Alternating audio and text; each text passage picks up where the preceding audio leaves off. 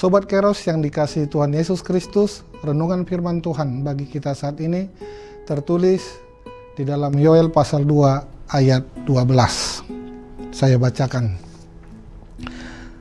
Tetapi sekarang juga demikianlah firman Tuhan, berbaliklah kepadaku dengan segenap hatimu, dengan berpuasa, dengan menangis, dan dengan mengadu. Demikian firman Tuhan.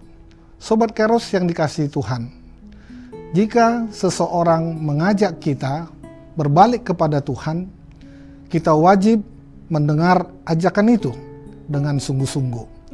Sebaiknya kita jangan pernah menganggap hal itu sebagai angin lalu. Bisa jadi mereka adalah utusan Tuhan untuk menegur kita. Hal ini bisa saja terjadi karena Tuhan mengasihi dan menyayangi kita. Ada baiknya kita mengucapkan terima kasih kepada orang tersebut dan bersyukur kepada Tuhan. Tuhan peduli dan ingin agar kita berbalik kembali kepadanya. Tuhan sungguh-sungguh menyayangi kita dan tidak ingin kehilangan kita. Oleh karena itu, marilah kita memohon kepada Tuhan untuk memberi kepekaan dalam mendengarkan ajakan pertobatan dari siapa saja yang diutusnya. Pertobatan yang diungkapkan secara terbuka itu bisa berdampak dahsyat jika memang keluar dari lubuk hati kita. Namun tanpa pertobatan yang tulus di dalam hati kepada Allah, bisa saja kita sekedar berbasa-basi, meskipun kita melakukannya bersama-sama dengan saudara-saudara seiman yang lain. Sobat Kairos, setelah wabah belalang merusakkan tanah Yehuda, Allah melalui Nabi Yoel memanggil umatnya untuk sungguh-sungguh bertobat agar mereka terhindar dari penghukumannya. Sekarang juga demikianlah firman Tuhan, berbaliklah kepadaku dengan segenap hatimu, dengan berpuasa, dengan menangis, dan dengan mengadu. Itulah firman Tuhan yang dikatakan pada hari ini. Lalu Nabi Yoel menyerukan kepada bangsa itu untuk menanggapi panggilan Allah dari lubuk hati mereka. Koyakkanlah hatimu dan jangan pakaianmu. Berbaliklah kepada Tuhan Allahmu, sebab Ia pengasih, penyayang, panjang sabar, dan berlimpah kasih setia. Dan Ia menyesal karena hukumannya.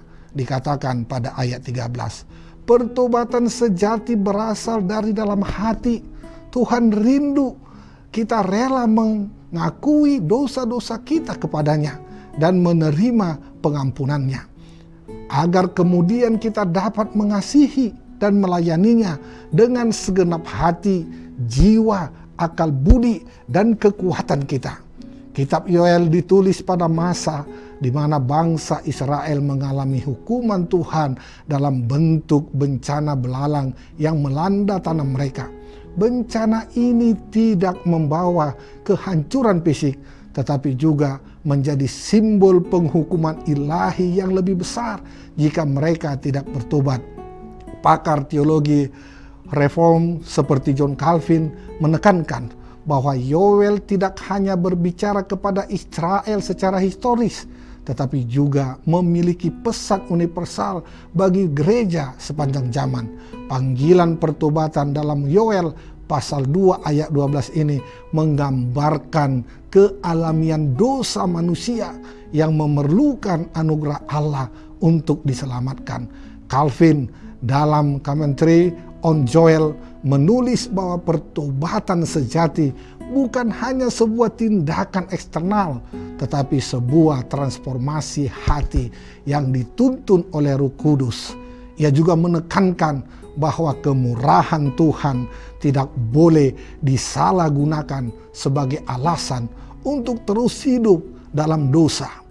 Bagian teks yang kita renungkan ini berisikan seruan Yoel kepada umat Tuhan atau menasehati mereka agar bertobat dan dengan rendah hati kembali kepada Tuhan Allah dengan berpuasa, menangis, berkabung, dan bersyafaat memohon kemurahan Allah.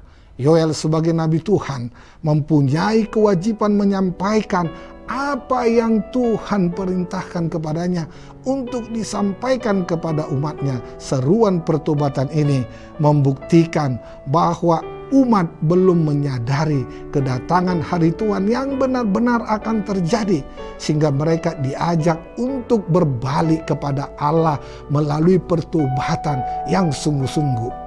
Orang-orang beriman pada Tuhan tidak akan menerima penghukuman, sedangkan mereka yang melawan kehendaknya akan dihukum. Yoel sebagai nabi Tuhan harus berani menyerukan pertobatan ini. Pertobatan seperti apa yang Tuhan mau dari umatnya? Bertobat dengan segenap hati, dengan berpuasa, dengan menangis, dan dengan mengadu. Yang Tuhan mau bukan pertobatan asal-asalan, tetapi dengan segenap hati, dengan kesungguhan bahwa mereka mau berbalik kepada Tuhan. Seperti yang dapat kita lihat pada ayat 13, tadi dikatakan, koyakkanlah hatimu dan jangan pakaianmu. Ini menggambarkan bahwa yang Tuhan mau bukan pertobatan yang hanya kelihatan dari luar saja, seperti kebiasaan mengoyakkan pakaian sebagai tanda penyesalan. Yang Tuhan mau hati yang dikoyakkan, yaitu hati yang benar-benar menyesal dan menyadari dosanya, serta tidak melakukannya lagi. Maka Tuhan akan menunjukkan kebaikannya kepada mereka. Sebab Tuhan pengasih dan penyayang, panjang sabar, dan melimpah kasih setia, dan Ia menyesal karena hukumannya. Sobat Kairos yang dikasihi Tuhan, dari firman Tuhan hari ini kita belajar dari 3 hal. Yang pertama, sebagai umat Tuhan kita harus bertanggung jawab untuk menyerukan pertobatan. Dalam hal praktisnya kita harus berani menegur, menasihati siapapun kalau kita melihat apa yang dilakukannya salah, dosa, dan tidak layak di hadapan kita dan juga di hadapan Tuhan. Yang kedua, sebagai orang percaya Tuhan mau kita bertobat dari setiap dosa-dosa kita. Setiap saat kita harus menyadari di setiap kesalahan kita dan berbalik kepada Tuhan.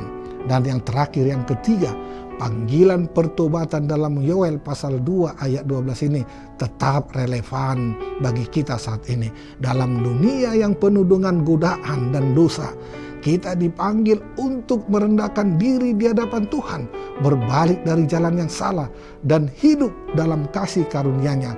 Sebagaimana yang dikatakan oleh Martin Luther, seluruh kehidupan seorang Kristen seharusnya menjadi pertobatan. Oleh karena itu, marilah kita merespon panggilan Tuhan dengan hati yang remuk dan bersandar sepenuhnya pada anugerah-Nya yang tak terbatas. Amin. Selamat beraktivitas Sobat Kairos. Tuhan Yesus memberkati. Shalom. Amin.